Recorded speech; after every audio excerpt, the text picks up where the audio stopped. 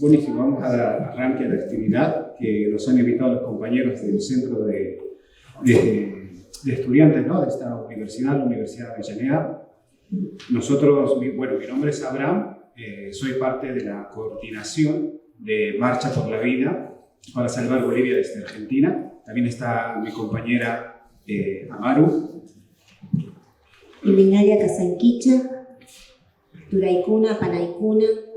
Mi nombre es Mariana Amaru Yunsicuri, soy docente, soy madre, soy colia, quechua, y hoy estoy acá junto con todos ustedes para poder hablar de una extrema situación que está sucediendo en el Estado Plurinacional de Bolivia. Así como dijo nuestra compañera, hermana, está sucediendo algo importante en Bolivia que es necesario comunicarlo, ¿no?, en los medios de comunicación y espacios donde podamos tomar la palabra y decir lo que está aconteciendo, ¿no? Les voy a contar cómo viene esta actividad. Vamos a tener la presencia de voces desde Bolivia, de referentes sociales que están bancando también allá en Bolivia, que están resistiendo, como también de un abogado constitucionalista que es Vladimir Ochoa, es constitucionalista y también tiene maestría en Derechos Humanos.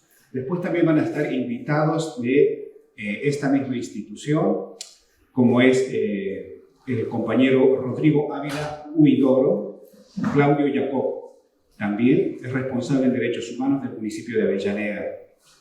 Esta actividad ha sido organizada, como dije en un principio, por el Centro de Estudiantes de esta universidad y nosotros como Marcha por la Vida para Salvar Bolivia, Argentina. Bueno, un poco comentarles lo que estuvimos haciendo dentro de estas 6 semanas, ¿no? Puede ser que nosotros venimos organizándonos en lo que es este espacio común, organizaciones sociales, comunitarias, culturales, que nos hemos integrado en una asamblea para decidir y expresarnos desde Argentina para Bolivia. ¿Qué podemos hacer? Hemos visto que nuestras comunidades, nuestras familias sufren en Bolivia la represión del Estado, pero que también están en resistencia, también están en los bloqueos. El 27 de mayo, cuando se celebraba el Día de la Madre Boliviana, muchas hermanas estaban en los bloqueos, en las barricadas. Y eso conmovió mucho al pueblo boliviano acá. Es decir, desde ese sentimiento es que nos hemos organizado en esta asamblea que ha llevado adelante una movilización, una conferencia de prensa, una convocatoria nueva movilización la siguiente semana, el día miércoles. También hemos participado de lo que es la comisión que va a viajar a Bolivia a hacer un relevamiento sobre la situación de violación de los derechos humanos que realiza el gobierno de Rodrigo Paz. Bueno, sin preguntas, también pueden participar, hacernos las preguntas que crean pertinentes para este acto. Me olvidaba de una de las invitadas que ya nos vemos varias veces en actividades que vamos desarrollando por Bolivia. Nos vimos antes de su viaje a Bolivia, estuvo presente en la marcha, en la asamblea también. Después se fue a Bolivia, volvió a la movilización. Su nombre es Mercedes Trimarchi, diputada por el Frente de Izquierda. Si no me olvidé de ningún invitado. También desde Bolivia es muy posible que nos podamos comunicar con Vilma Colque, que es presidenta de las 6 federaciones del Trópico de Cochabamba. Eso lo vamos a confirmar en unos momentos según cómo vaya la tecnología y la comunicación con la compañera. ¿Está en comunicación ya, Vilma? Vladimir. Vladimir. Bueno, vamos a escuchar al compañero Vladimir Ochoa, repito, él es abogado constitucionalista con maestría en Derechos Humanos. Hola, ¿me escucha bien? Se escucha muy bien. Bueno, un gusto a toda la comunidad argentina, a toda la clase trabajadora de Argentina, agradecido por la invitación. Y estamos a su disposición para que puedan ustedes tomar conocimiento de la lucha política, de la lucha de clases que está desarrollando Bolivia, la clase trabajadora de Bolivia hoy en 2026. Y en ese sentido, bueno, pues abro paso a este intercambio de ideas. Imagino que ustedes tendrán tomar conocimiento de primera instancia cómo se está desarrollando la lucha política y la gran rebelión popular hoy de 2026. Me permito indicar que, como ustedes saben, la gestión 2025, Bolivia ha atravesado un proceso electoral, pero con una característica muy importante: la proscripción política del movimiento popular y del movimiento indígena originario campesino. Es decir, que el movimiento popular, la clase indígena originaria campesina de Bolivia, no ha podido, por la proscripción del Tribunal Supremo Electoral, presentar una candidatura popular. Y en ese sentido, ya ha abierto las condiciones para que los partidos de ultraderecha sean los únicos candidatos. Y en ese aspecto, la población argentina tiene que entender dos características principales.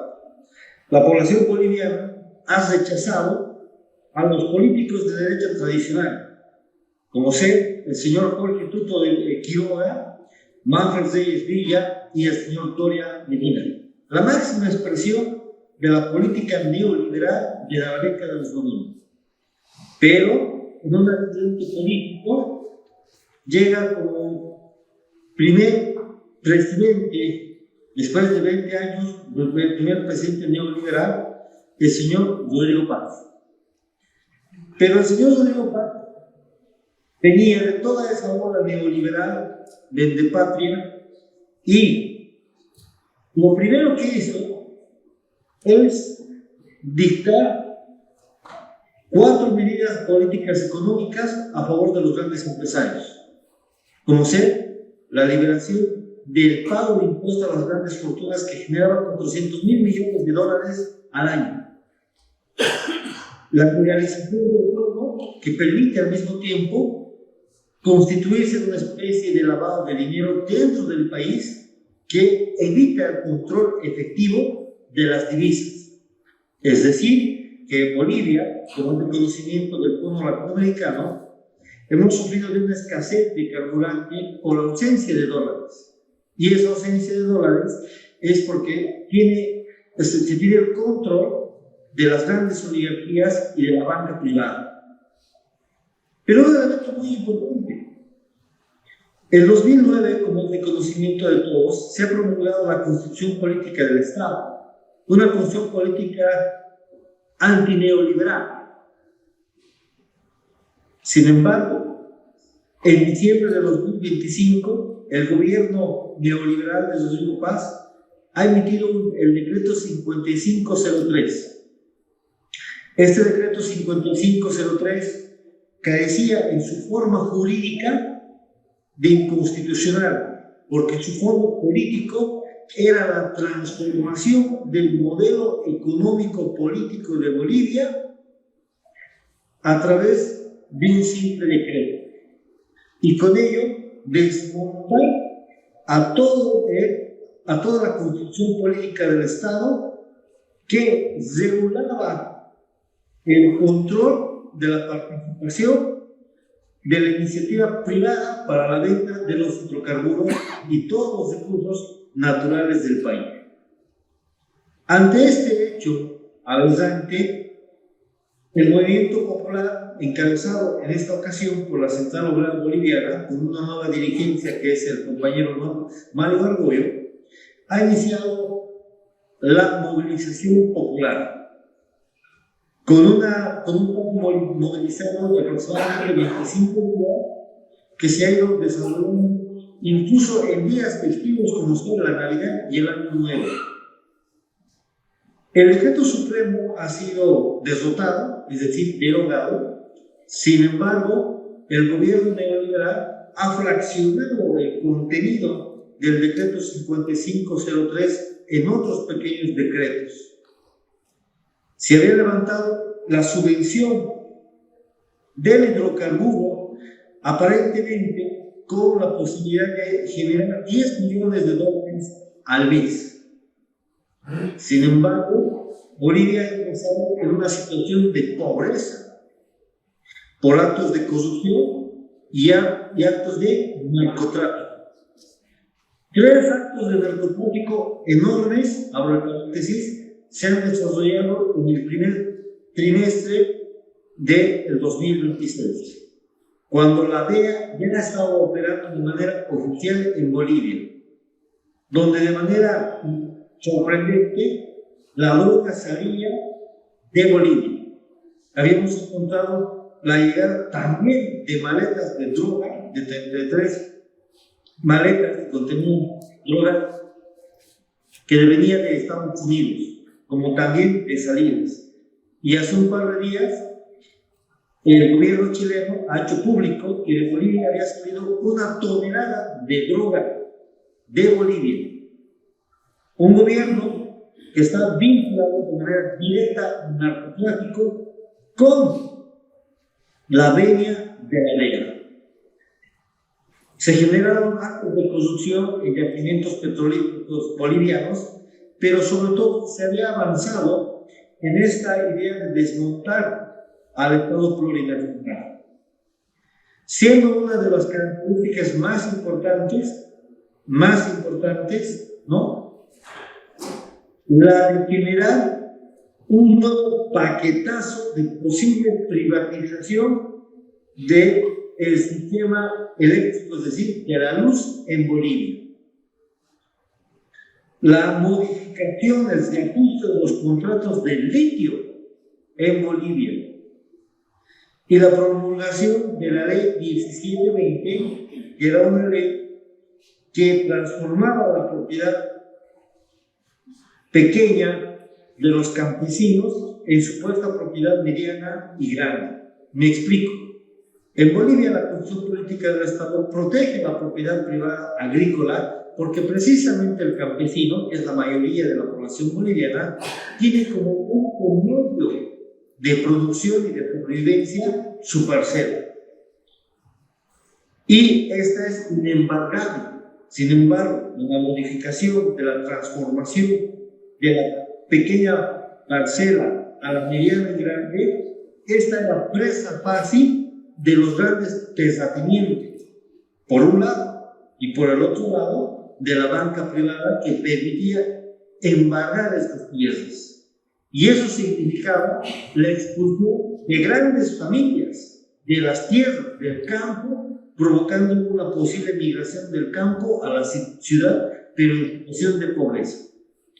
Históricamente, punto aparte, en Bolivia, desde el 2006, cada 1 de mayo se anunciaba el incremento al salario mínimo nacional. Habíamos pasado de aproximadamente $25 en el salario mínimo nacional hasta el 2005, hasta $350 hasta aproximadamente el 2025. Sin embargo, en esta gestión no se ha procedido al incremento del salario mínimo nacional. El dólar paralelo, que ha lesionado al mercado interno y ha generado situación de pobreza en el país, no ha sido establecido. Y lo más importante para nosotros, se había abandonado, pero sobre todo saboteado las posibilidades de los procesos de industrialización en Bolivia, frenando así la posibilidad de la generación de un movimiento obrero, que al mismo tiempo significaba creación de fuentes de trabajo. Más todo lo contrario, todas aquellas supuestas, se había declarado a varias empresas estatales en situación de quiebra, con la posibilidad de ser cerradas por déficit y con ello con la posibilidad de ser entregadas, vendidas y regaladas a los intereses antinacionales y antipopulares. La situación de pobreza en el país ha generado la conciencia que es así como gobiernan las derechas. Porque una característica fundamental en cuanto a la esfera política de este gobierno es que todo el gobierno no representa a la clase trabajadora de Bolivia, más todo lo contrario. El gabinete está compuesto por empresarios y agentes profascistas, como el ministro actual de Trabajo. El órgano electoral,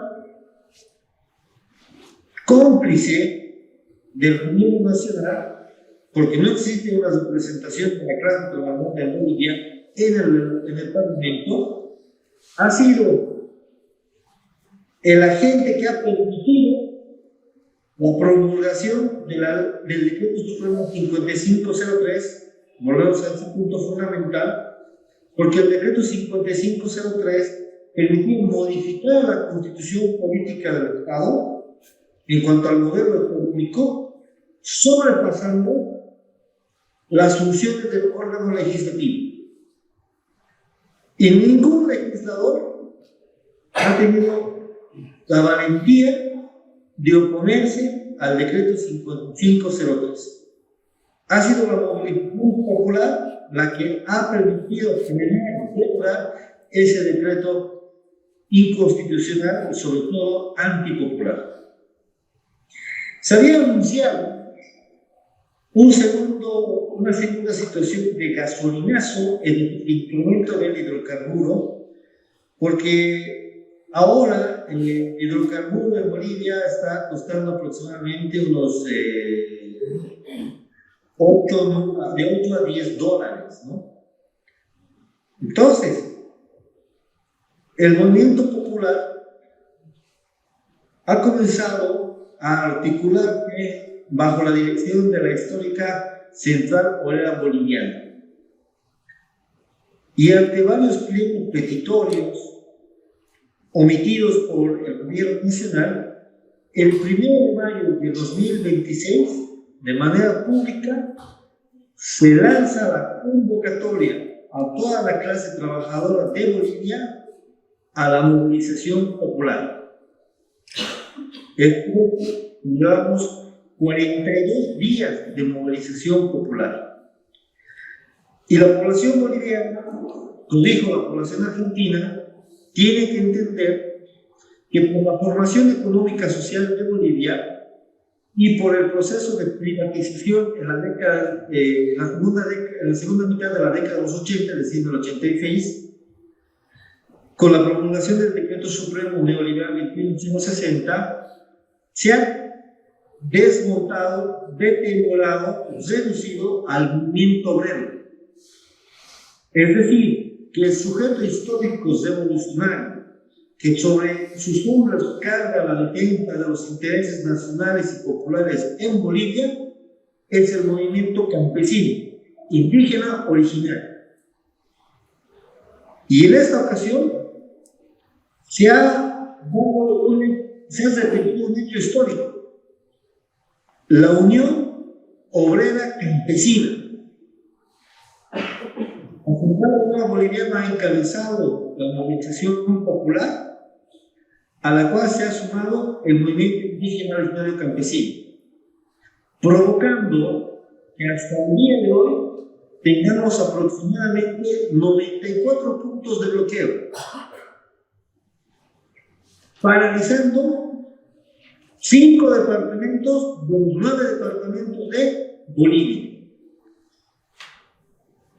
A la luz de la teoría política del Estado, y si recurrimos a Pulanzas, en su concepción más básica, cuando comienza a reflexionar sobre la teoría del Estado, nos dice claramente que el Estado tiene pues una función social, es decir, que tiene el objetivo, su naturaleza, de resolver los problemas de la sociedad boliviana. En este caso, y si volvemos a Lenin y a Marx, entendemos que el Estado tiene un contenido de clase. Y lo que sucede en Bolivia es que tenemos un Estado capturado por un gobierno que ha tomado una política partidaria hacia las clases antipopulares, es decir, hacia los empresarios del Oriente y las oligarquías vendepatrias del país. Y tiene como objetivo fundamental desmontar la constitución política del Estado, que como había indicado al inicio de mi intervención, es una constitución política antineoliberal. Es un freno para los intereses de las oligarquías y de las transnacionales y del imperialismo norteamericano. Sin embargo, el movimiento popular ha logrado dos objetivos muy importantes. A la luz de la teoría, de la táctica y de la estrategia, la movilización, la acción directa de las masas tiene como objetivo principal frenar las acciones del adversario. ¿Y cuáles han sido las acciones del adversario frenadas? El desmontar al Estado plurinacional de Bolivia, la constitución política del Estado y la emisión de paquetes de leyes de venta de recursos naturales. Y con esto, el segundo elemento, en la lucha política del desgaste, ha profundizado la legitimidad del gobierno nacional. Es decir, que si ahora intentara emitir un nuevo paquetazo, que ya lo había anunciado, pero que hasta un día de hoy no se hace efectivo, es porque el movimiento popular ha logrado frenar las leyes antipopulares, las leyes neoliberales. Y en la esfera de lo político ha generado y ha agudizado el desgaste político del gobierno nacional, que ha demostrado, y ahí volvemos a un postulante, que no tiene la capacidad de generar consensos entre los diferentes actores y sectores de la clase trabajadora y de todo el país y de toda Bolivia. No ha logrado cohesionar a la sociedad boliviana. Y es por eso que tenemos nosotros esta lucha política y lucha de clases, que hemos ido avanzando victoriosamente. Sin embargo, una otra victoria del movimiento obrero campesino boliviano es volver a articular al movimiento indígena campesino y a la clase trabajadora de Bolivia. Es decir, chofer, panadero, cuentapropistas y obviamente los obreros mineros y fabriles de Bolivia. Sin embargo, estamos nosotros también en la construcción, en el avance de una nueva dirección política que pueda generar una voluntad nacional popular. Por eso, nosotros tenemos la consigna de que el objetivo del movimiento obrero campesino de Bolivia es la conquista del movimiento del gobierno popular. Porque solamente el gobierno popular, y así lo está demostrando en la historia de Bolivia, tiene la capacidad de garantizar la soberanía económica del país y la independencia política del país, que permiten al mismo tiempo establecer una estabilidad económica, política y social. El pueblo de Argentina tiene que saber la particularidad también de la lucha de clases en Bolivia. Hay dos particularidades. Que tenemos una lucha de clases regionalizada. Por eso ustedes observarán en el mapa de los puntos de bloqueo y de los 5 departamentos que hemos mencionado, es que tenemos el sector andino, La Paz, Oruro, Potosí, Chuquisaca y Cochabamba, por un lado, y por el otro lado tenemos el bloque del oriente, donde se concentran las oligarquías vendepatrias antinacionales, ligadas estrictamente a las transnacionales.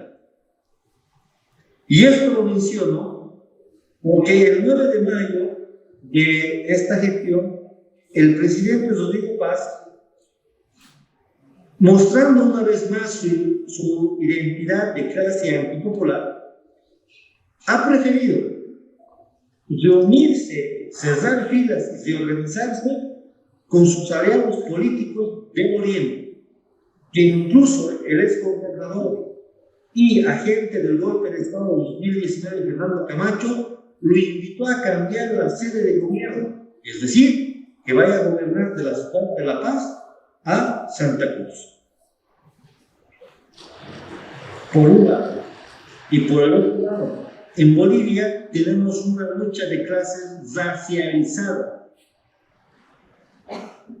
Desde la formación de los estados nacionales en América Latina y en Bolivia, y desde la colonia, los indígenas, y ahí por eso también su relación con la región, es decir, La Paz, Oruro, Potosí, compuesta por aymaras y quechua, estos han sido excluidos de los medios de los modos de producción y de los medios de producción, y abocados y condenados a ser la simple fuerza de trabajo.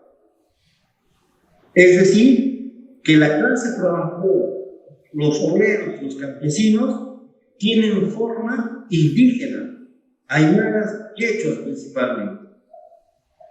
Y que en la lucha de política también surgen estas diferencias. Entonces, estas han sido las particularidades de la Unión Popular de Bolivia. Y estas son las características. Ahora bien, si bien nosotros en Bolivia hemos rearticulado al movimiento obrero campesino, lamentablemente, por la correlación de fuerzas y por la acumulación de fuerza política, no hemos llegado aún al umbral de la insurrección popular. Aún seguimos en un proceso de maduración y de desarrollo de lucha política. Pero reitero, dentro de las victorias más importantes es haber frenado el avance neoliberal, haber frenado el desmontaje del modelo económico político por el movimiento, hemos defendido al Estado plurinacional. Sin embargo, ahora, y con esto termino, el gobierno nacional, como es de costumbre, ha procedido a la represión, a la criminalización de la protesta y hoy con ello a la persecución de los dirigentes. Hasta la fecha tenemos aproximadamente 500 procesados, 500 detenidos entre dirigentes y compañeros. Y en ese sentido, la Policía Argentina debe saber dos cosas lamentables.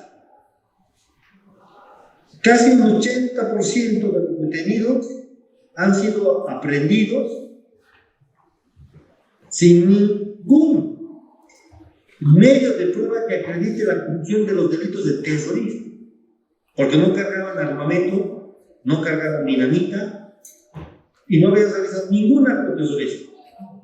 Y un segundo elemento fundamental, ¿cuál es? Que en este porcentaje han sido aprehendidos ciudadanos simplemente por la sospecha de formar parte de la movilización en base a sus rasgos somáticos y vestimenta de clase trabajadora. Y es un hecho que está registrado en los medios de comunicación. Y esta represión se ha caracterizado por actos de violencia desproporcional de la policía boliviana. Se ha anunciado la posibilidad de un estado de excepción. Pero ustedes saben que cuando un gobierno no puede lograr una victoria política en las calles, recurre a la fuerza. Sin embargo, la normativa boliviana ha brindado la posibilidad de regular los estados de excepción en base a las experiencias negativas de las masacres de Tencate y Sacao del 2019, poniendo un dique de acción y de responsabilidad al mismo tiempo a las fuerzas del orden en Bolivia. Y en ese sentido, hemos realizado, promovido y solicitado varias acciones de inconstitucionalidad ante las leyes que han intentado desregularizar el estado de excepción. Ha sido parte de la lucha política, la lucha jurídica, que ha posibilitado que la idea del estado de excepción se vaya diluyendo. Pero no es menos cierto que el gobierno nacional, de manera ilegal e inconstitucional, ha realizado actos de trabajo conjunto entre la policía y las Fuerzas Armadas prohibidas por ley en procesos de desbloqueo. Sin embargo, estos procesos de desbloqueo organizados y ejecutados por la policía y el ejército han sido derrotados, porque han desbloqueado algunos sectores, pero han sido retomados, haciendo retroceder a la policía y al ejército boliviano. Con todos mis compañeros, yo estoy agradecido por la entrevista. Espero que mis palabras puedan ayudar a esclarecer y a entender el desarrollo de la lucha de clases en Bolivia, la situación del movimiento obrero campesino en Bolivia y nuestra lucha en contra del gobierno neoliberal y el imperialismo norteamericano en defensa de la clase trabajadora. Y sin duda, nuestro objetivo es recuperar un gobierno popular de la clase y para la clase trabajadora de Bolivia. Muchas gracias por haberme escuchado.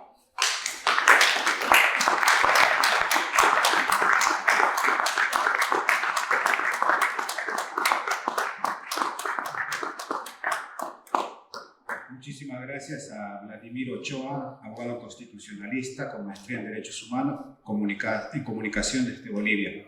¿Tenemos alguna comunicación más desde Bolivia? ¿Se lograron conectar? Después, dale, vamos a comunicarnos después.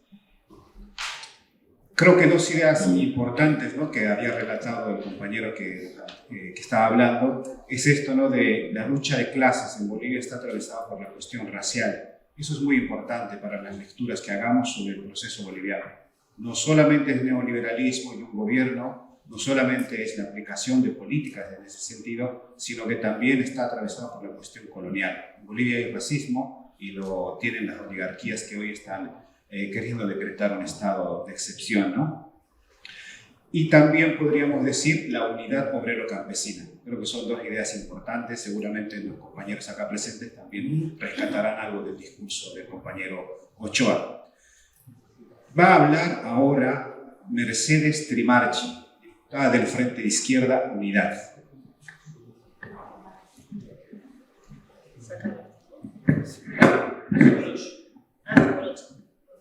Ahí está. Bueno, gracias. Bueno, sí, agradecer por supuesto la invitación a las estudiantes y a los estudiantes del Centro de Estudiantes de acá de la Universidad Nacional de Avellaneda. Bueno, por esta conversación, por este panel, qué bueno que pudimos escuchar a Vladimir, porque en primera mano nos relató, ¿no?, cómo el pueblo boliviano está peleando, no de ahora, sino todo el relato de cómo se dieron las últimas elecciones, la proscripción, incluso el paquetazo, ¿no?, de diciembre ahí previo a Navidad que intentó aplicar Rodrigo Paz, cómo fue frenado, y ya eso evidentemente algo nos traía. La verdad que yo estoy muy sorprendida por toda la rebelión que se está viviendo en este momento en Bolivia, y fundamentalmente desde los últimos 40 días con la marcha indígena del 4 de mayo, que fue muy, muy significativa y muy importante y necesaria justamente para frenar la ley, ¿no?, la 1720 que comentaba Vladimir, que bueno, por supuesto tiene que ver con atacar algo tan sentido, ¿no?, como la tierra de las campesinas, de los campesinos, y que no solamente es atacar su fuente de trabajo, sino su forma de vida, ¿no? Y entonces, como es un ataque muy profundo a esa forma de vida, la resistencia y la lucha también es muy profunda. Y a partir de esa marcha indígena, campesina, ¿no?, que llega a la ciudad de La Paz y que recorrió más de 1000 kilómetros, y donde se empezaron a aceptar estos bloqueos, ¿no?, como formas y medidas de acrecentar la lucha, justamente frente a un gobierno que lo único que tiene para ofrecer es un ajuste brutal, como lo relataba Vladimir, y también una fuerte represión, ¿no? A mí me tocó, fui invitada por la Unidad Internacional de Trabajadoras y Trabajadores Cuarta Internacional.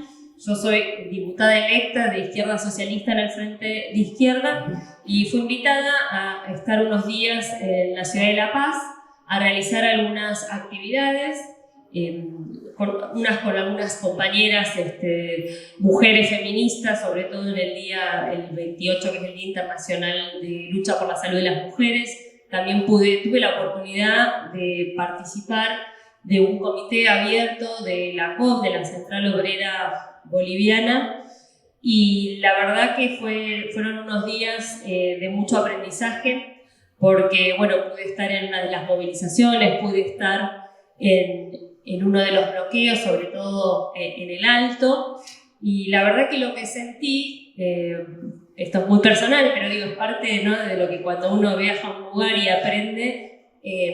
Yo en ese momento, cuando iba recorriendo la forma de organización sobre todo de las mujeres campesinas, ¿no?, y del conjunto de la clase trabajadora, dije, wow, acá hay un montón de medios de Argentina, medios hegemónicos, estaba C5N, estaba La Nación, estaba 24, ¿no?, todos medios que estaban cubriendo, hacía más o menos 2 semanas, ¿no?, que estaban los bloqueos, y lo que estos medios cubrían era solo la parte represiva, ¿no?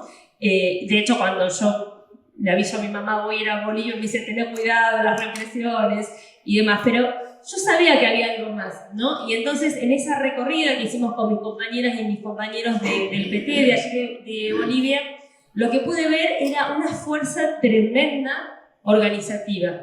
Y yo lo que sentí es, wow, acá se está definiendo la historia. Porque es un gobierno que no tiene legitimidad, hace 7 meses nada más que está gobernando, hizo la que hacen todos los gobiernos. Esto es fácil, 3, 4 leyes de que entra, ajuste. Acá lo conocemos bien porque lo tenemos a Milei gobernando ya hace unos años. Y no le salió como esperaba. No midió que del otro lado había un pueblo que iba a resistir todas esas medidas de ajuste.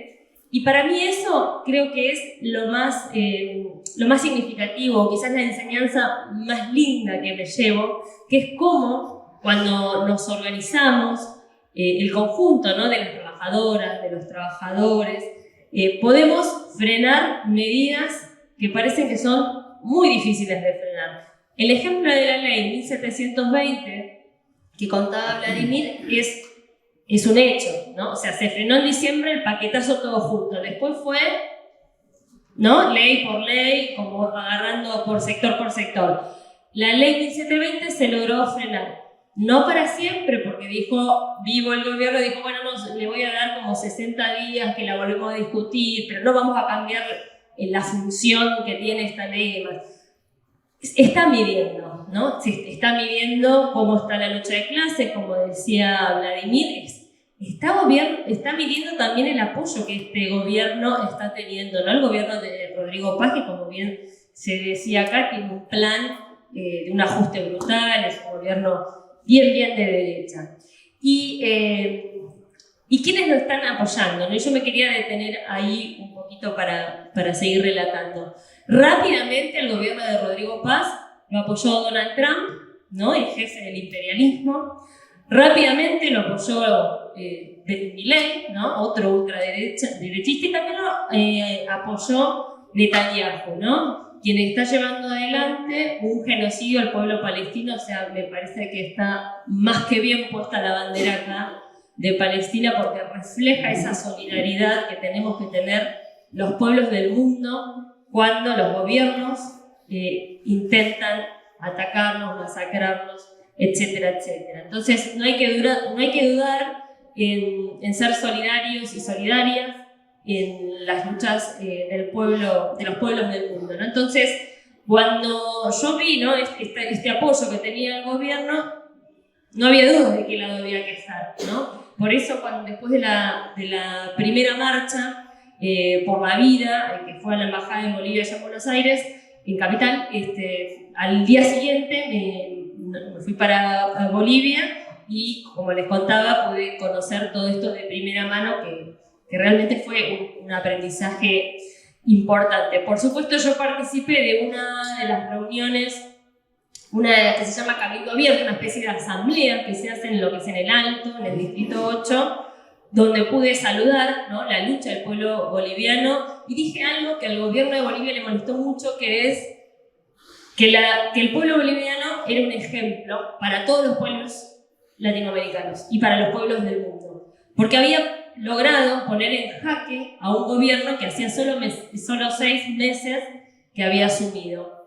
Y eso le molestó tanto que no solo que vaya una persona solidariamente a manifestar su apoyo solidario, sino también que diga esto, ¿no?, de apoyar un pueblo que se movilice y que tiene una consigna que unifica todos los reclamos, que es fuera Rodrigo Paz, ¿no? Eso le molestó tanto que, por supuesto, ahí luego vinieron todos los ataques que recibí por parte del gobierno de Rodrigo Paz, el mismo comunicado de la Cancillería, donde pedía la expulsión mía, ¿no?, de Bolivia, justamente para que no vaya a llevar la solidaridad y toda la campaña de persecución que recibí a partir de ese momento.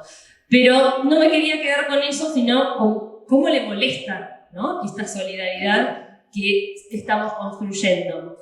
Y me parece que esto es muy importante, porque no es que solamente uno puede ser solidario cuando viaja al lugar.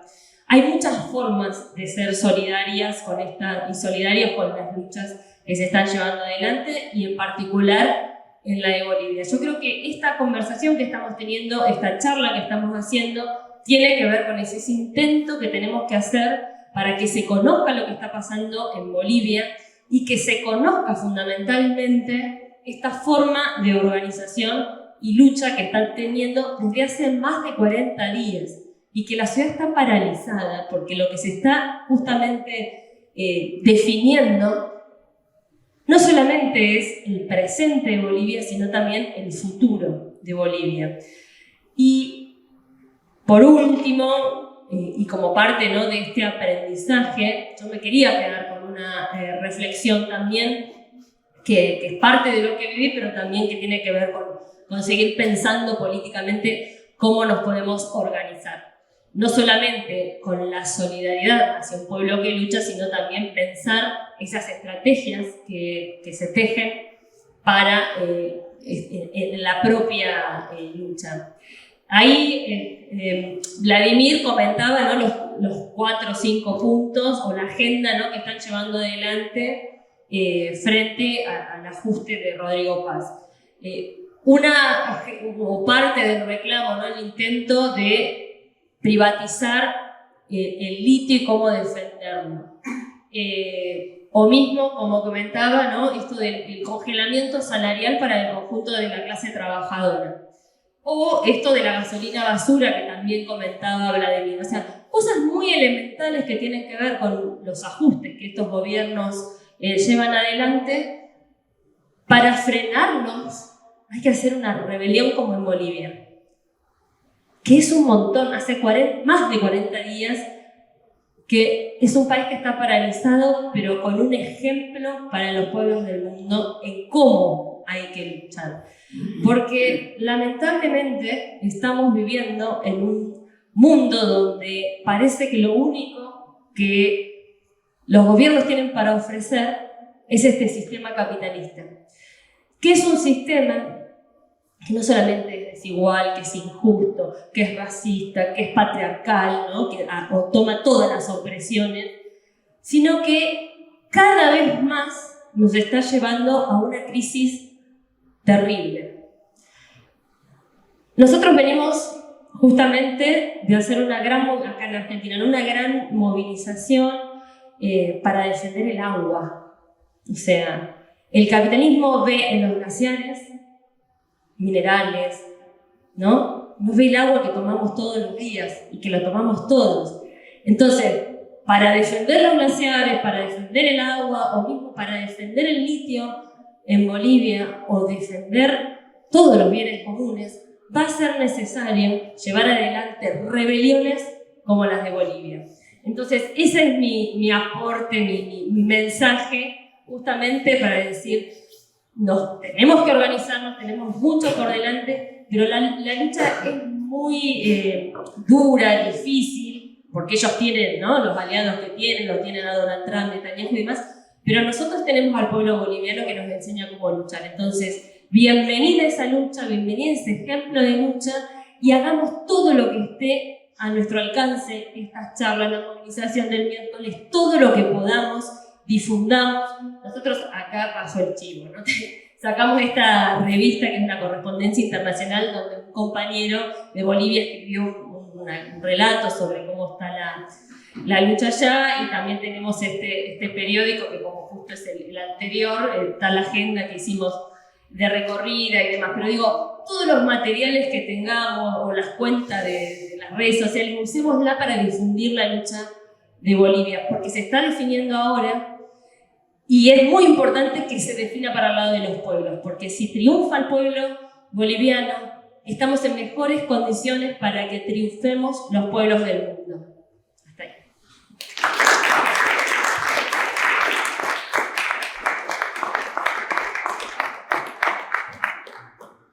Bueno, ¿qué tal? Muy buenas tardes. Antes que nada, también agradecer al Centro de Estudiantes de Ciencias Sociales por la invitación, y a los hermanos, hermanas, compañeros, compañeras que están en la marcha por la vida para salvar a Bolivia. La verdad que, bueno, en principio también coincidir un poco las palabras que recién la compañera estaba diciendo, la necesidad de discutir, la necesidad de juntarnos, de solidarizarnos con las luchas. Creo que lo que está sucediendo en Bolivia es un espejo, ¿no? O sea, el espejo boliviano donde nos miramos, los que vivimos acá en Argentina, es un espejo que nos muestra muchas cosas, ¿no? No siempre nos devuelve imágenes también agradables, ¿no? A veces nos confronta por ahí con cierta quietud, o nos obliga a pensar en lo que atravesamos día a día. Para ir por ahí, para aportar alguna idea o acompañar esta charla, escuchándolo también al compañero boliviano Vladimir, que hizo un relato bien completo, sintético, por supuesto por los tiempos, pero muy exhaustivo. Yo, mientras preparaba la charla, buscaba algunos apuntes, vi algunas cosas y veía que se cumplen ahora en agosto 40 años de la primera marcha por la vida en Bolivia. La primera marcha por la vida en Bolivia es en 1986. Entonces me parecía valioso recuperar un poco esos procesos históricos, como también para ver los pueblos, cómo acumulamos incluso las derrotas también, ¿no? Porque en la memoria de lucha también hay una acumulación política y enseñanza. Creo que en el caso de Bolivia eso es muy patente. En 1986, en agosto, se hace la primera marcha por la vida, producto, creo que Vladimir mencionó en un momento el decreto 2160, o sea, en ese momento era el gobierno de Paz Estenssoro, del movimiento nacionalista revolucionario, su segundo ciclo, digamos, de gobierno. El primero había encabezado la revolución de 1952, donde hubo un protagonismo muy fuerte del movimiento minero y del movimiento campesino. En el 53 se produce la reforma agraria. Eso también es una gran diferencia, digo, con respecto a nuestro país. En Bolivia hay una reforma agraria en 1953 que es producto de la emergencia, de la lucha, sobre todo en los valles cochabambinos. Después, quizás en otras regiones del país es más desde arriba, digamos, la reforma más impulsada del Estado, pero es una reforma que impulsan los campesinos. Y en el 85 vuelve el decreto, pasaron dictadura, digamos, no vamos a hacer lo mismo, no una historia exhaustiva, pero ahí surge la primera marcha por la vida, porque el movimiento minero, que era la columna vertebral de la COB en ese entonces, y que básicamente trabajaba en la Comibol, que era como una YPF de la minería, ¿no? Corporación Minera de Bolivia, que básicamente había explotado a partir del 52, la empresa nacionalizada, explotaba fundamentalmente el estaño, un montón de minerales más, pero fuertemente el estaño, Y en la década de los 80 entra una crisis de la minería del estaño, se desploma el precio, entonces entra en crisis ese factor, y el Estado Nacional, conducido en ese momento por el MNR ya en su versión oligárquica, digamos, no una versión popular o una versión contradictoria, sino ya una versión estrictamente oligárquica y pro-yanqui, decide el cierre de las minas, ¿no? O sea, ese es un gran golpe, pero que tiene una resistencia del movimiento minero con un protagonismo de las mujeres. A alguien que le interesa la historia, los comités de amas de casa también es un lugar obligado para visitar, que daría también para muchas charlas. Hay un libro de Domitila Barrios de Chúngara que es muy emblemático, hay otros trabajos, pero interesante para ver las formas que adquiere la pelea en cada lugar, digamos, ¿no? Y los roles que... incluso anécdotas. Hay una anécdota que en un momento en 1961 hay una crisis en los centros mineros de medicamentos y hay epidemias y hay mucha enfermedad, y en ese momento el gobierno está fomentando, dice que no hay plata, ¿no? Cualquier parecido con la realidad no es pura coincidencia, dice que no hay guita para mandar remedios, suministros, pero sí había plata para bancar una campaña de artistas internacionales anticomunistas que en ese momento bancaban los Estados Unidos, digamos, ¿no? Había una gira de artistas de distintos países que tenían como cierta línea. Y bueno, llegan al siglo XX, que es un campamento, una ciudad minera emblemática en Bolivia, en la zona del altiplano, y llegan los artistas, digamos. Y los mineros, bueno, a la noche levantan las vías del tren, digamos, entonces los dejan encerrados en el campamento y le avisan al gobierno: mirá, si vos querés que estos artistas internacionales salgan de acá, era un gobierno constitucional todavía, ¿no?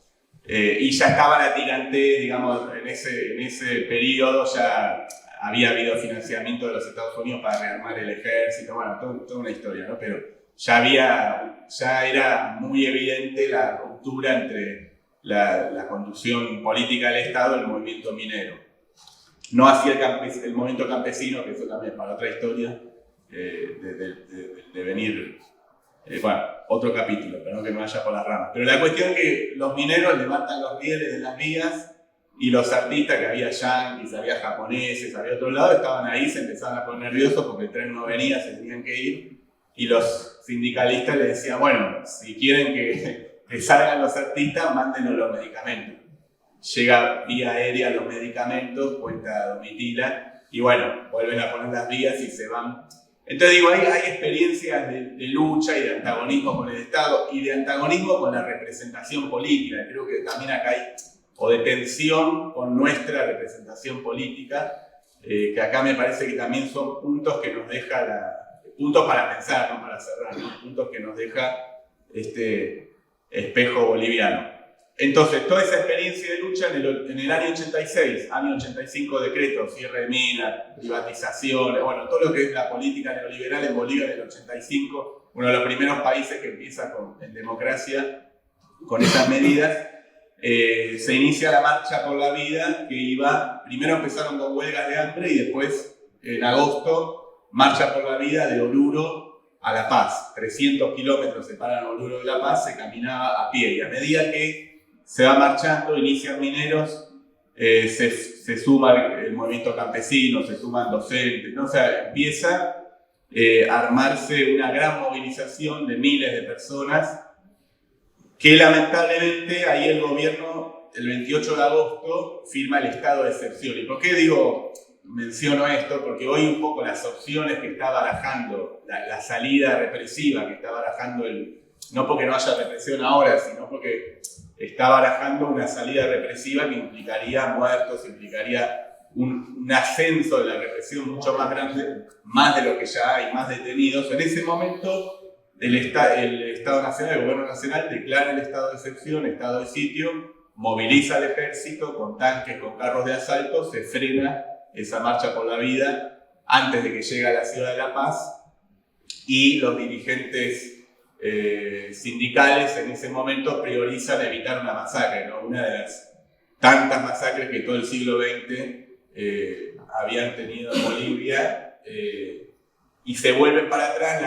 la historia oral, los relatos dicen que cuando los subían en los camiones, porque los subían en los camiones para mandarlos cada uno a su pueblo, dicen que gritaban volveremos, ¿no? Eso se dice como... y efectivamente, ¿no? Décadas más tarde, por supuesto que se volvería. Entonces, esto de la historia de los bloqueos, de la historia de las marchas por la vida, digo, están en el ADN, en la memoria del pueblo boliviano como herramientas de lucha y como herramientas, que eso me gustó que también salía, como herramientas de juntar lo disperso, ¿no? Que también es como ese desafío. Así que simplemente me interesaba ese apunte traer. Y otro apunte, sí, también importante, perdón, que ahí me anotaba cuando Vladimiro planteaba lo de la racialización y la regionalización, ¿no? De la lucha de clases. En las últimas décadas se ha hablado mucho de la media luna, mucho de Santa Cruz, del poder económico que tiene Santa Cruz. Y lo que nunca debemos olvidar que ese poder económico que tiene hoy Santa Cruz se financió con la producción minera del occidente, ¿no? O sea, a partir de los años 50, con la revolución del 52, que hay todo un proceso modernizador, digamos, ¿no? Para decirlo de alguna manera, de Bolivia, hay lo que se llamó la marcha al oriente. O sea, había una visión correcta de que el oriente, digamos, había que desarrollarlo económicamente, incluso en términos de soberanía nacional. Ahora, todo el excedente que daba la economía minera se volcó en el desarrollo del oriente. O sea, históricamente, y no hubo una apropiación, por supuesto, no hubo una apropiación, no hubo una gestión y una propiedad estatal o comunitaria o descentralizada de esa riqueza, sino que se favoreció a las oligarquías cruceras. De hecho, la reforma agraria, en uno de los lugares donde no se aplica, es en el oriente, porque la reforma agraria del 53 excluye el latifundio, las grandes propiedades del oriente que hoy están dedicadas a la producción sojera principalmente, ¿no? Entonces, cuando pensemos en la riqueza que tiene la ciudad de Santa Cruz, o mejor dicho, las oligarquías, ¿no? Para tampoco meter al pueblo en la misma bolsa, las oligarquías cambas o cruceñas es una riqueza que históricamente fue generada en el occidente y en los últimos 50 años ese excedente, fundamentalmente de la minería, lo produjo, aceleró, inyectó capitales para ese desarrollo económico de Santa Cruz. Entonces eso tampoco hay que olvidarlo, no hay que olvidarlo, yo creo que el pueblo boliviano igual eso lo tiene muy claro, ¿no? Pero digo, para empezar a familiarizarse con estos temas y en las discusiones, porque a veces se plantea bajo la misma lógica, ¿no? Civilización barbarie que tenemos acá en Argentina, de bueno, el oriente es la civilización, ellos trabajan, ellos producen, ¿no? En el occidente no se trabaja, son atrasados, bien de bloqueo, bueno. Eso siempre hay que señalarlo. Así que simplemente eso me parece muy valioso el viaje que van a emprender la semana que viene. Acá de la UNDAD, por lo menos María va a estar ahí, así que seguramente a la vuelta podríamos, aunque sea una charla de 10 personas, ¿no? Que sea juntarnos para que nos cuente cómo le fue, digamos. Es muy importante lo de los veedores internacionales, porque si bien eso no garantiza, pero puede, aunque sea, poner más presión y frenar esa salida represiva, que está clarísimo que hay un sector en Bolivia, sector oligárquico, y el gobierno yo creo que hoy está como está todo el tiempo como viendo, haciendo equilibrio. De hecho es un gobierno que, para marcar también diferencias con Milei, no llegó de la misma manera que Milei, ¿no? Esto hay que decirlo también. Llegó tratando de haciéndole, ¿no? A cada uno diciéndole lo que quería escuchar, apeló mucho al voto campesino, al voto, o sea, ocupó un poco ese lugar que había dejado la vacancia del MAS y PSP, y al mismo tiempo el pueblo boliviano lo votó a él porque el otro sí era un Milei explícito, digamos, ¿no? Entonces, yo creo que en Bolivia, en todo este periodo que se había visto 40 días, se está evaluando fuertemente esa salida represiva, por eso se sancionó una ley. Primero se quitó la ley anterior que regulaba la utilización del estado de sitio, el estado de excepción, que había sido una ley que se había redactado después de la experiencia del golpe de Áñez, ¿no? El golpe de Áñez, la masacre de Sacaba y Sencata, hicieron que se promulgara una ley que regulara la utilización de las Fuerzas Armadas o del estado de sitio. Así que eso es lo que hoy está abierto. Yo creo que, bueno, eso, un poco lo que se dijo acá anteriormente, es una situación que todavía no sabemos dónde puede ir, por eso la verdad que la valentía de quienes van a viajar a Bolivia, digo, hay que estar atentos, hay que acompañarlos, hay que ver qué está pasando.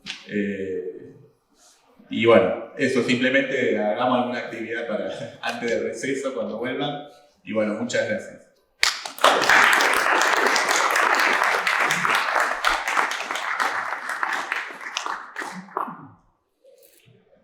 Bueno, si yo fuera lo suficientemente sensato, alcanzaría con decir que estoy totalmente de acuerdo con todo lo que han manifestado, ¿no? Después de tanta exposición, bueno, gracias. Gracias a los hermanos que nos han ayudado con esta posibilidad de reflexionar desde aquí. Segundo, agradecer también al Centro de Estudiantes. Para mí es un acto de gran decisión política poder realizar estos encuentros, reflexionar y sobre todo hacerlo en esta casa de estudio, ¿no? Una universidad que está todavía en lucha por distintas cuestiones que tienen que ver hasta cómo garantizamos su funcionamiento. No sé si vale la pena, pero bueno, yo tengo el honor de ser uno de los docentes, soy titular de la Cátedra de Derechos Humanos de esta universidad y secretario de Derechos Humanos del municipio de Avellaneda. La verdad, primero quiero manifestar la solidaridad con la lucha que está llevando adelante el pueblo boliviano, porque si Milei es capaz de solidarizarse mandándole un Hércules, ¿no? 130 con la supuesta solidaridad y alimentos y otras cosas que tienen que ver con abastecer y resolver el problema del desabastecimiento, nosotros tranquilamente podríamos decir que repudiamos cualquier intervención de un gobierno que lo que intenta es fortalecer a un gobierno que ya ha perdido legitimidad y por lo tanto desde aquí nuestra solidaridad con la lucha del pueblo boliviano. Si se me permite, la verdad que voy a ser corto, voy a ser muy reflexivo. Para mí lo que se está jugando en Bolivia es, ¿no?, este modelo de poder de alguna manera sostener un proyecto plurinacional contra la restauración colonial. Es decir, básicamente la cuestión del fascismo, la cuestión del racismo que impera en Bolivia nos hace obviamente pensar que el resultado de esta lucha determinará si se logra restaurar este principio colonial de destrucción de lo que ha sido esta diría yo, gran proeza del pueblo que es generar un Estado más plurinacional y volver a retrotraernos a tiempos en los cuales lamentablemente nuestros pueblos padecen estos avances coloniales. Lo que me parece a mí sumamente importante es cómo el pueblo de Bolivia hoy plantea que ha sido traicionado, ¿no?, por Rodrigo Paz Pereira, porque creo que en verdad él llega de otra manera, llega prometiéndole a cada uno de los sectores una solución a sus demandas y a poco de andar no hace nada más ni nada menos que volver a plantear una lógica de carácter neoliberal que privilegia a los sectores concentrados de la economía y vuelve a descargar toda su crisis, el paquetazo, el ajuste sobre los sectores de la producción, los sectores mineros, los sectores campesinos, los sectores obreros.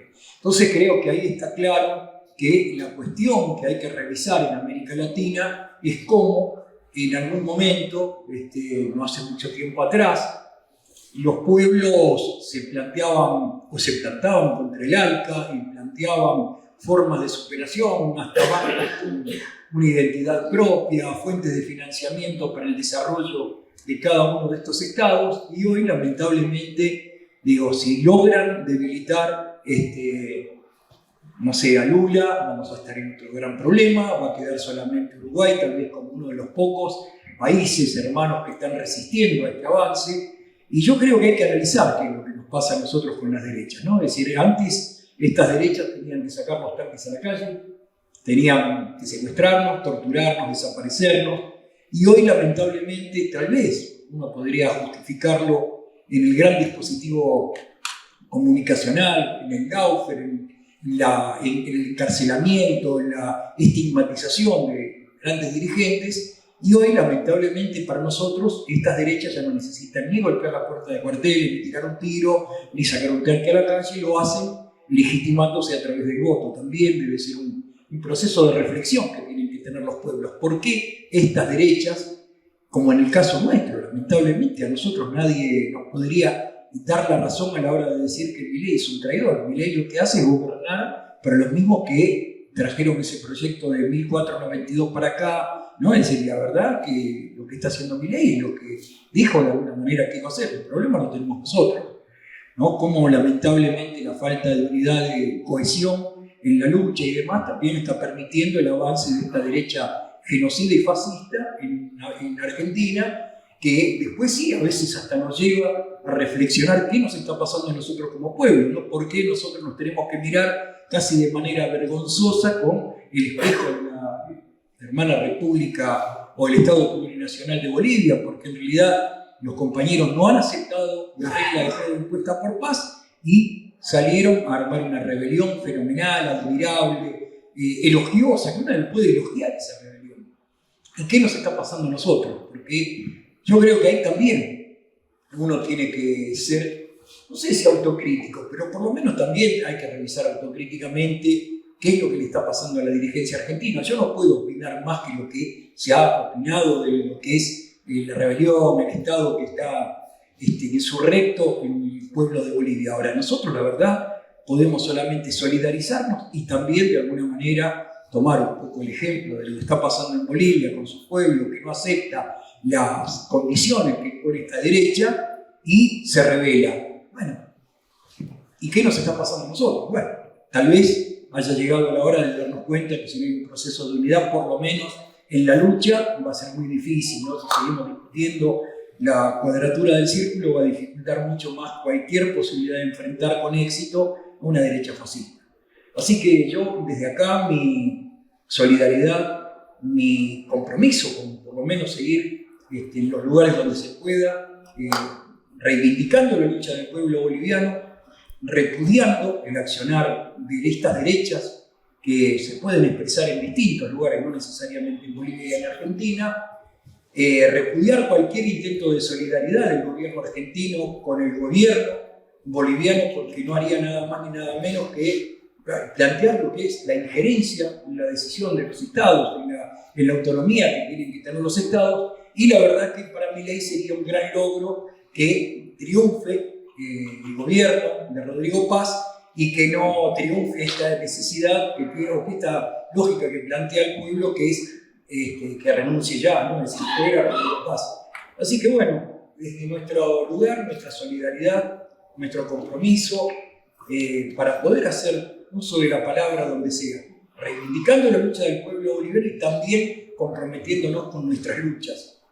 Nuestras luchas que a lo mejor en algún momento tendremos que volver a analizar qué fue la operación quirúrgica que llevó adelante en los 70, la última dictadura cívico-militar, eclesiástica y todas las cositas que le podemos agregar, porque no sería nada raro que hoy estemos pagando las consecuencias de esos 30.000 eslabones que nos faltan en una cadena que no termina de generar la transmisión de aquellas luchas, ¿no? Así que, bueno, nada, quedará como un interrogante. Mi solidaridad, mi acompañamiento, la verdad, el compromiso de poder seguir denunciando que rechazamos desde aquí cualquier estado de excepción, como el que hoy se está planteando, lo que planteaba el compañero, que es esta actitud de la legislatura de permitir la intervención de las Fuerzas Armadas, lo que ya estaría planteando un estado de excepción con la escalada inexorable de el terror que van a estar aplicando en Venezuela para poder evitar que esta rebelión cumpla su objetivo, ¿no? Así que bueno, muchas gracias y desde acá nuestra solidaridad y el compromiso.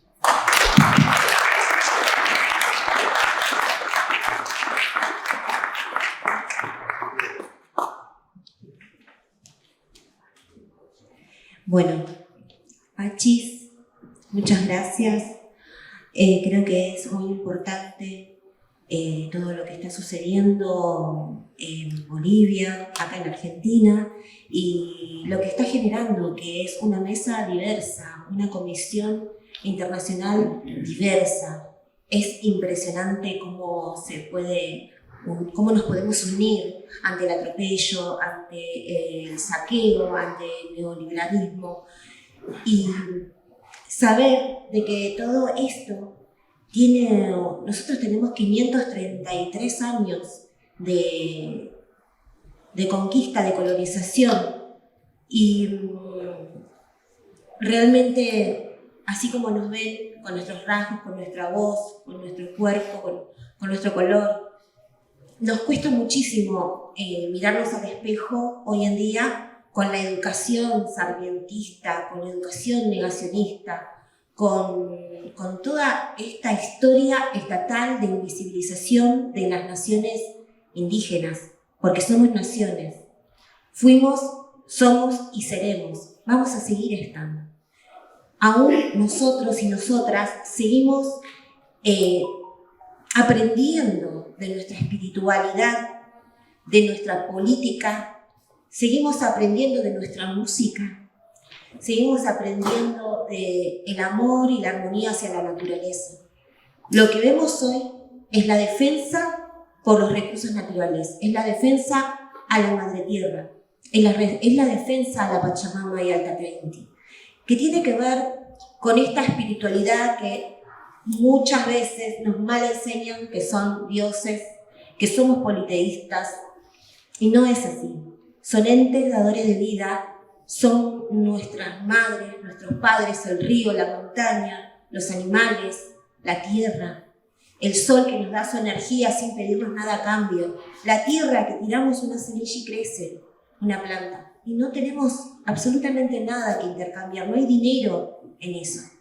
Es por eso que las comunidades y pueblos originarios, las naciones indígenas se levantan y exigen que se respeten sus derechos, porque antes eran el Estado de Bolivia, pero hoy es el Estado plurinacional de Bolivia, en donde se reflejan los derechos constitucionales de las naciones indígenas, de las 36 naciones indígenas que integran el Estado de Bolivia. Más allá de eso, acá en Argentina tenemos también naciones originarias preexistentes y está en la Constitución. Somos el Estado Argentina, no somos el Estado plurinacional de la Argentina. Y va a ser un tiempo el que vamos a tener que empezar a hablar de ello, porque hoy en día tenemos a los Wichi, tenemos a los Mapuche, tenemos a los Lule, a los Comechingoles, a los Vivacle, a los Yerna, a un montón de naciones indígenas, a los Coyas, en todo el territorio argentino luchando por sus derechos, exigiendo que se respete la vida, que se deje de contaminar el río, que se deje de saquear las montañas, que se deje de envenenar a las familias que habitan este territorio. Son 533 años de saqueo, de colonialismo, y que hoy lo vemos en el levantamiento de los ponchos rojos, los hermanos aymaras, una nación aymara tan fuerte y tan profunda con sus hombres y mujeres, polleras rojas que se levantan en defensa de su soberanía, en defensa de sus derechos. Y también Tupac Katari, la organización Tupac Katari, que se denomina así las Bartolinas Sisa, porque antes de la creación de las repúblicas, antes estuvieron confederaciones de naciones. Nos llamaron Imperio Inca, y no, somos las naciones del Tawa Inti Suyo, las 4 regiones del Sol. Y así un montón de otras naciones y pueblos originarios que no nos enseñaron correctamente. Y así todo eso, la Huipala, que vemos en distintas partes, no es representativa de todos los pueblos originarios de Abya Yala, América. Es representativa del Tawa Inti Suyo, las 4 regiones del Sol. Los mapuches tienen su propio símbolo y las diversas comunidades y pueblos originarios también lo tienen. Y también un espacio territorial. Lo que hizo el saqueo, lo que hizo la colonización, fue obligarnos a migrar a nuestro propio territorio, porque Abya Yala es indígena de Alaska hasta Tierra del Fuego. Que no lo queramos ver es otra cuestión. Nosotros migramos a nuestro propio territorio. Yo soy colia, soy quechua, no tengo por qué tener un DNI boliviano para defender lo que están peleando los ponchos rojos, mis hermanos, mis hermanas de Bolivia. Yo tengo un DNI argentino. Yo nací acá en Buenos Aires. Ustedes me ven y cualquier persona me dice, ¿sos peruana? ¿Sos ecuatoriana? ¿Sos boliviana? Menos argentina. Nosotros somos cuerpos racializados y así nos ven y así nos tratan de diversas formas, bien o mal, pero el racismo está presente y hoy en día más que nunca nos está acorralando, nos está acechando y además se está promulgando con un presidente que tenemos hoy en la Argentina que incita la violencia, el odio, y es lo que no queremos. Tenemos que trabajar precisamente para eso. Y esta mesa de pueblos, de organizaciones políticas, de derechos humanos, esta mesa de movimientos sociales, esta mesa de diputados, esta comisión que va a hacer una visita a Bolivia con movedores para ver lo que sucede, para poder escribir lo que pasa y dejar por escrito en un papel legal que más allá podamos tener justicia, cosa que no tenemos, porque la reparación histórica definitivamente la hacemos los pueblos.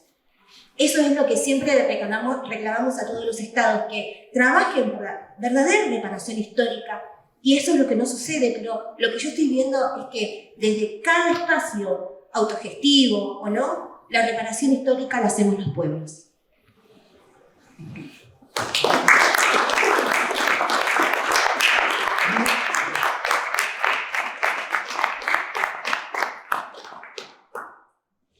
Bueno, estamos a las 19 horas de hoy. Como es un conversatorio, vamos a dar lugar a un círculo de la palabra. Quien se anima puede hacer una pregunta, puede alzar la voz o puede acercarse acá al escenario y hacer una pregunta a quienes nos han compartido esta mesa, han compartido sus reflexiones, sus sentires sobre lo que pasa en Bolivia. ¿Alguna mano levantada o que se acerque acá a hacer una pregunta? Ahí viene María. María, son más famosas que Calzón. Más famosas que Calzón.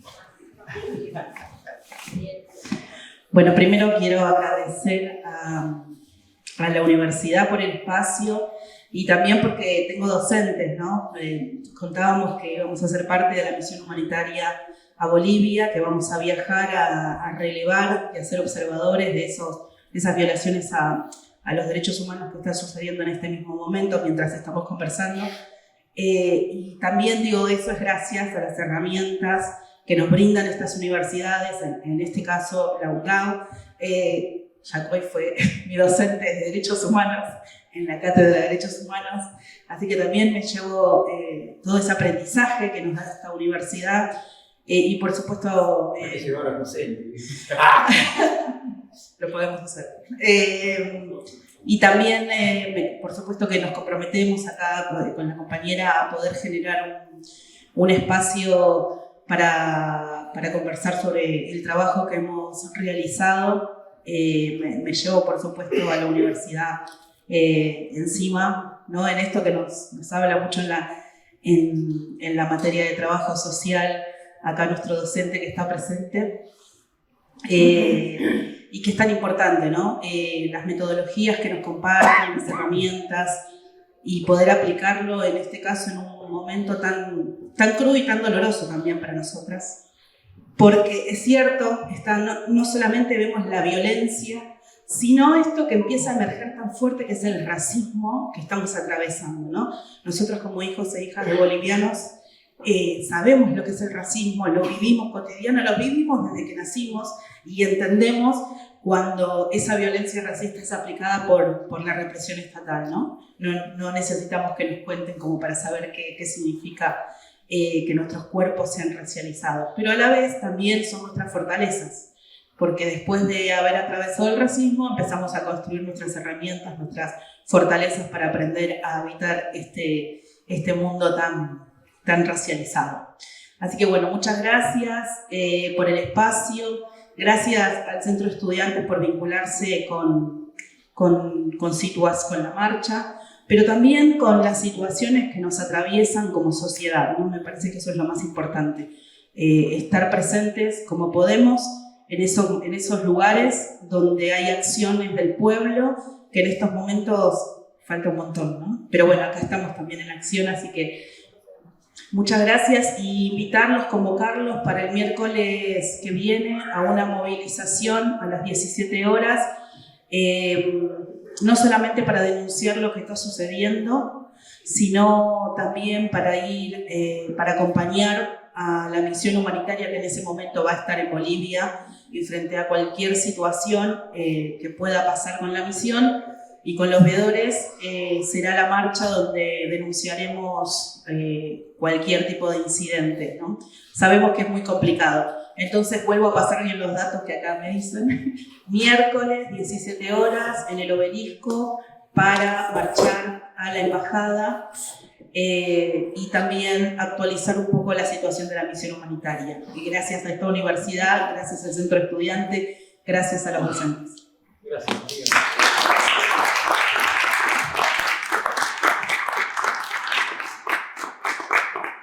Bueno, María me hizo una pregunta, ¿no? ¿Alguno más quiere hacer algún comentario? Eso me olvidé decir, algún comentario también, saludo, lo que fuera. Está abierta todavía la palabra. Ahí el pulso rojo, me parece. El pulso rojo está levantando. Llegando a la cancha, vamos a hacer una reflexión. Si me Dale, permite. adelante, hermano. Permiso. Vente, Claudia, a ver si corregirla, ¿Qué tal? Ante todo, pedir disculpas por llegar tarde. Bueno, vengo de trabajar, de dar clases. Me llamo Tupac, en homenaje a Tupac Amaru. Y comentar que mis viejos estuvieron una semana para poder registrarme porque no estaba registrado en Argentina el nombre. Y digo, en relación a lo que estamos conversando, ¿no? Y en esta cuestión de nombres de primera y nombres manaos, los nombres originarios de los pueblos que sean, de las etnias que sean, originarios de América, ¿no? Porque originarios de Europa, el que queramos, todavía cuesta. Una reflexión a partir de lo que uno está viendo y lo que históricamente vio en países como Bolivia, con culturas que por más arrasadas que han resultado su forma de organización política, no así la forma de organización comunitaria, ¿no? Es que creo humildemente que también nos ayuda a repensar ciertos conceptos occidentales, ¿no? De izquierda, de derecha. Hay organizaciones que son preexistentes y organizaciones comunitarias que son preexistentes a estos conceptos occidentales y que la verdad lo que están haciendo es pararse de manos, como decimos habitualmente, ante situaciones de abuso, y lo hacen de una manera que es común en la zona andina, ¿no? Porque en Ecuador, cuando los mismos ecuatorianos dicen, cuando bajan los indios, tienen formas de expresión política en la calle, de expresión política y de defensa de sus intereses que son distintas a las concepciones socialdemocráticas que a veces creemos que son las universales, ¿no? Y eso me parece que es fundamental. En esa lucha de resistencia no se puede ahogar tradiciones y construcciones que tienen miles de años. Creo que me parece interesante reflexionar eso, ¿no? Que las formas en las cuales están reclamando los hermanos y hermanas en Bolivia tienen que ver con una lógica y con una tradición cultural que es totalmente ajena a la occidental europea.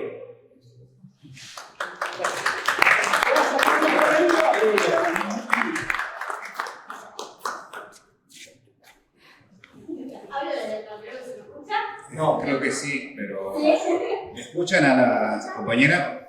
Sí, lo que preguntaba, quería preguntar también registro de sonido. Sí. Buenas tardes. Primero agradecer a este panel, a los compañeros que estuvieron, darnos este empujoncito de lucha del pueblo que, como decimos acá, es un faro de luz para tantos golpes que estamos atravesando en la Argentina y más a la militancia.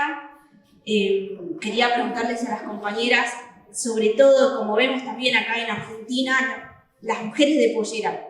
Las mujeres, quienes están llevando más que nada, están en primera línea ya peleando, como decía Rodrigo, que fue Domitila, una de las compañeras que prácticamente creo que inició, como nuestras madres de Plaza de Mayo, inició el derrocamiento de un gobierno de facto. Y cómo las mujeres de pollera están en primera fila, poniendo el cuerpo, luchando hasta decir, bueno, nada, lo vamos a sacar o lo vamos a sacar.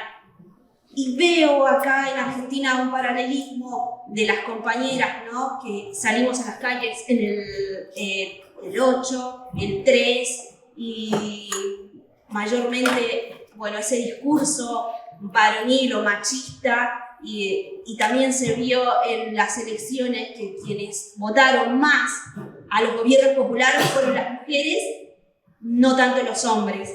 Si nos podrían decir algo sobre esa lucha más que nada del pueblo. ¿Alguno de la mesa se anima a responder esa pregunta? ¿Puedo decir algo? Un comentario breve. Yo un comentario súper breve, pero para compartir esa mirada acerca del ejemplo de las mujeres de pollera en relación a cómo están encabezando una movilización, en este caso una lucha, un bloqueo, lo que sea, y creo que un poco por lo que pude aprender y conversar, tiene que ver justamente con una mirada o unas ganas justamente de romper con esa estructura machista patriarcal, y es las mujeres que en una sociedad patriarcal y machista somos puestas en un segundo plano o incluso atrás. Hoy en la lucha del pueblo boliviano no se ve eso, en términos de que quienes están encabezando en muchas de las acciones son mujeres, las mujeres del Alto, las mujeres de pollera, y me parece que eso es muy reivindicable. Entonces yo también tengo como esa admiración o esa, sí, de alguna manera pensar esto, lo poderosa que somos las mujeres, justamente para enfrentar años de sometimiento, bueno, esto de ser vistas como ciudadanas de segunda. Así que eso, por lo menos yo lo pude registrar, lo pude ver. No era la primera vez que iba a Bolivia, yo había estado cuando fue la guerra del gas hace ya más de 20 años y también había visto lo mismo. Y no quiero dejar de mencionar, digo, trayéndolo un poco más acá, pero esta misión que va a salir el lunes, que es muy importante, y como decía, ¿no?, es heterogénea, somos muchas organizaciones muy diversas que vamos a participar, pero que tenemos este punto en común que tiene que ver con decirle no a la represión, no al estado de excepción, y por supuesto que no se violen los derechos humanos.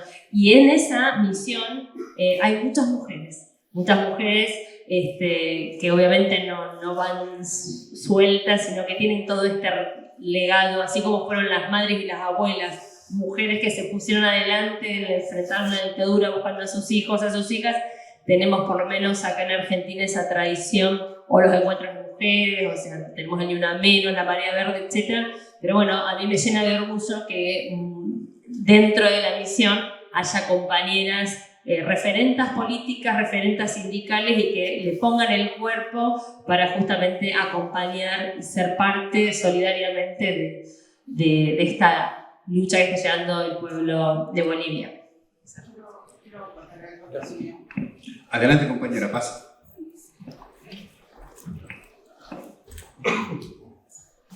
Buenas, me presento, yo también soy mujer migrante, soy en la hermana República del Perú, y quisiera pedir un apoyo por las elecciones presidenciales en el cual se está dando contrapostura a nuestro presidente electo, que es Roberto Sánchez.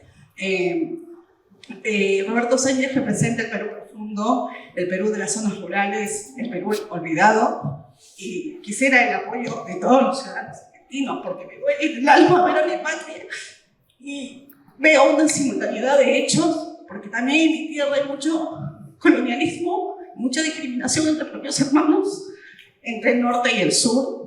Y eso, mi pedido es el apoyo, ya sea del boca a boca, en las redes, con Roberto Sánchez, porque representa lo que es la justicia, lo que es la izquierda, lo que es los derechos, contra un imperialismo que también está involucrándose en las sectas electorales, yendo como veedor, en el cual no le compete estar en ese territorio, pero bueno, ese es mi apoyo, y vengo autoconvocada también como delegada de Bajo Flores en la Ciudad Autónoma de Buenos Aires.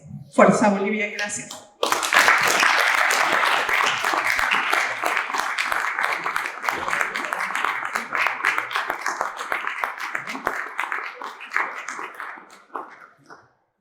Chuspajara Cuyacanaca, Gilatanaca, muchas gracias hermanos, hermanas por esta conversación que hemos tenido, las reflexiones, también los sentires que se han expresado hoy en este día importante para nosotros, porque hemos recibido el abrazo del pueblo argentino, del pueblo peruano, que se ha hecho presente acá a partir de sus sentires y sus reflexiones y sus palabras, ¿no?